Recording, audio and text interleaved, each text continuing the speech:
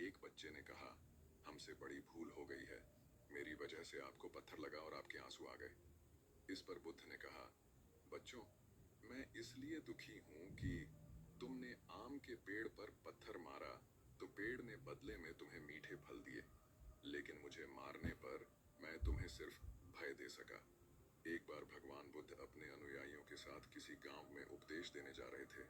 उस गांव से पूर्व ही मार्ग में उन लोगों को जगह जगह बहुत सारे गड्ढे खुदे हुए मिले। बुद्ध के एक शिष्य ने उन गड्ढों को देखकर जिज्ञासा प्रकट की, आखिर इस तरह के गड्ढे खुदे होने का तात्पर्य क्या है? बुद्ध बोले, पानी की तलाश में किसी व्यक्ति ने इतने गड्ढे खोदे हैं। यदि वह धैर्य पूर्वक एक ही स्थान पर गड्ढा खोदता तो उसे पानी अवश्य मिल जाता, पर वह थोड़ी देर गड्ढा खोदता और पानी न मिलने पर दूसरा गड्ढा खोदना शुरू कर देता।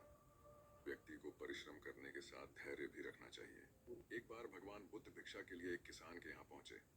तथागत को भिक्षा के लिए आया देखकर किसान उपेक्षा से बोला, श्रमण, मैं हल जोतता हूँ और तब खाता हूँ। तुम्हें भी हल जोतना और बीज बोना चाहिए और तब खाना खाना चाहिए।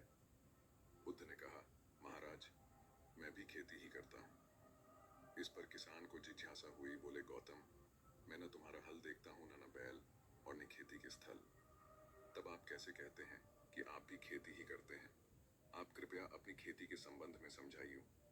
बुद्ध ने कहा, महाराज, मेरे पास श्रद्धा का बीज, तपस्या रूपी वर्षा, प्रजा रूपी जोत और हल है, पाप भीरुता का दंड है, विचार रूपी रस्सी है, स्मृति और जागरूकता रूपी हल की फाल और पेनी है। मैं वचन और कर्म में संयत रहता हूँ।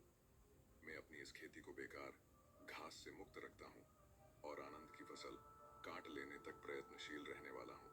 अप्रमाद मेरा बैल है जो बाधाएं देखकर भी पीछे मुंह नहीं मोड़ता है। वह मुझे सीधा शांति धाम तक ले जाता है। इस प्रकार मैं अमृत की खेती करता हूँ। एक बार बुद्ध से मल्लुक्य पुत्र ने पूछा, भगवान, आपने आज तक यह नहीं बताया कि मृत्यु के उपरांत क्या होता है। उसकी बात सुनकर बुद्ध मुस्कुराए। फिर उन्होंने उससे पूछा, पहले मेरी एक बात का जवाब दो। अगर कोई व्यक्ति कहीं जा रहा हो और अचानक कहीं से आकर उसके शरीर में एक विषबुझा बाण घुस जाए तो उसे क्या करना चाहिए? पहले शरीर में घुसे बाण को हटाना ठीक रहेगा या फिर देखना कि बाण किधर से आया है और किसे लक्ष्य कर मारा गया है? मल्लु के पुत्र ने कहा, पहले तो शरीर में घुसे बाण को तुरंत निकालना चाहिए, अन्यथा विष पूरे शरीर में फैल जाएगा।